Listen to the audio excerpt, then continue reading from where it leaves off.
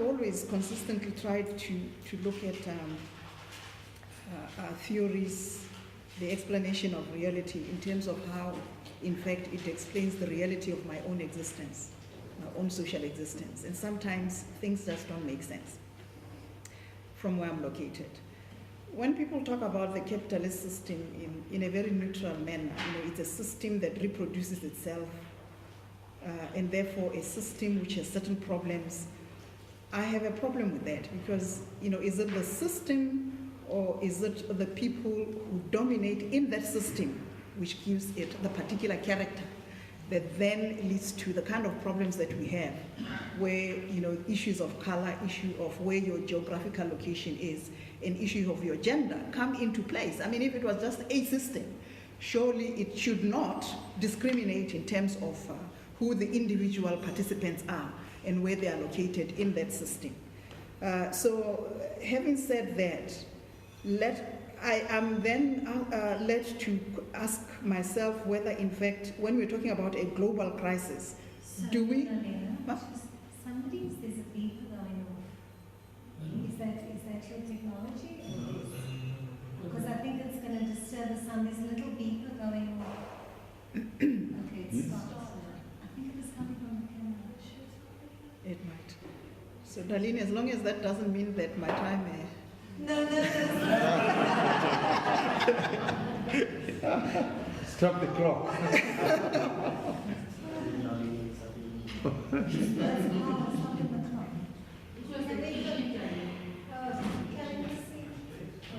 Yeah. So then I ask myself, do we really have a global crisis, or do we just have a crisis of the restructuring of hegemony here? Because, when we had the oil crisis in the 1970s, I didn't hear anybody saying that we have a global crisis, even though that crisis affected all of us. It affected the cost of our living, but because it didn't radically change the hegemonic control of the capitalist system, nobody talked about global crisis. And yet it was as global as any crisis that has visited this globe. Basically since time immemorial, since people started moving out of their own location to actually appreciate that there's a whole world there occupied by a whole other people whose resources could be quite attractive in terms of the personal survival. I don't know that the hegemonic system of capitalism is any more different from other systems that had preceded it, in terms of people fighting consistently for control of resources, for their own benefit. I'm not too sure that it is any different. So I tend to look at what is happening now as basically not so much, I have difficulty even conceptualizing it as a disintegration of a system. Which system is in fact disintegrated? Same thing when America had serious problems and they started talking about all of us having to engage a fight against terror. And I had my own minister actually talking about, we must fight against terror again. Where is this terror? I mean, which Botswana actually ever experienced terror? So that, the specifics of particular geographical points, when they have a problem, it becomes global. Even when it is very, very, very homegrown, even as it affects. I mean, we've always had a problem of our resources actually benefiting people other than us.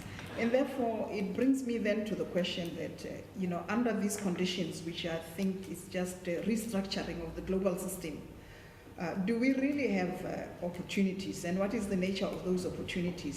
And what do they mean from the point of view of, from a gender perspective? And here, I think I'd like to also disagree with Professor Baregu here.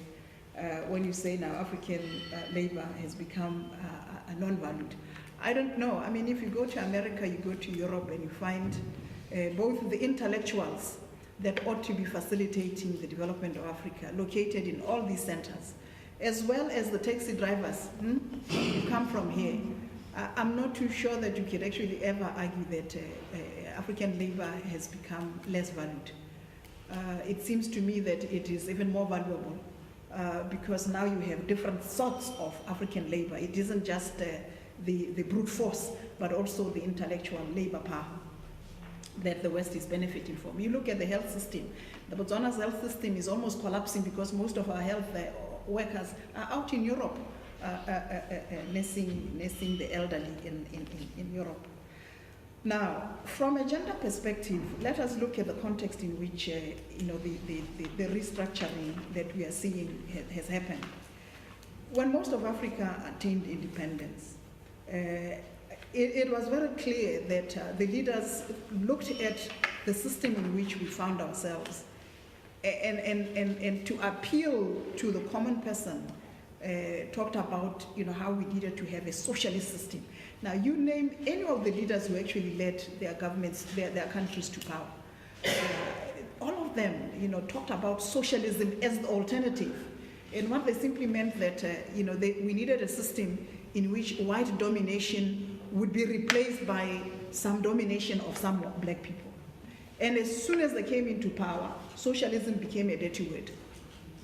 They talked about how we must, we are Africans, we have our own systems. And what we had for 3-4 generations was basically autocratic governance in all of Africa, both in terms of economic governance, where each and every one of the independent African states basically took total control over industrial relations, ensured that trade unions would not function, you don't have an open market, but that government must control labor relations on behalf of a system in which they thought they could actually benefit. And so we had, really up until the so-called crisis of the 1990s, people who were governments which were very, very happy to control labor, to control industrial relations, to determine the prices of labor, to determine that labor should not actually negotiate with capital, with the employers, on a one-on-one within an open market. And that was fully supported by the dominant Western countries, in support of our governments. We had, so both in terms of economic governance, you had total control over industrial relations in all our countries, and South Africa not excluded, because it is here where the South African government in its own way also controlled labor in terms of the race card, so that you had people coming from your Botswana land, Tanganyika, coming here as migrant laborers and then being thrown back out. So a very totally controlled, different modes of controlling, but governments were in control of industrial relations, from Cape to Cairo. Similarly, a political system that was based on authoritarianism, which did not actually even pretend that you could actually allow for open contestation for the power to govern. And in there, women totally marginalized. The systems that may have allowed a 50-50 opportunity for men and women to actually make a contribution in terms of their development.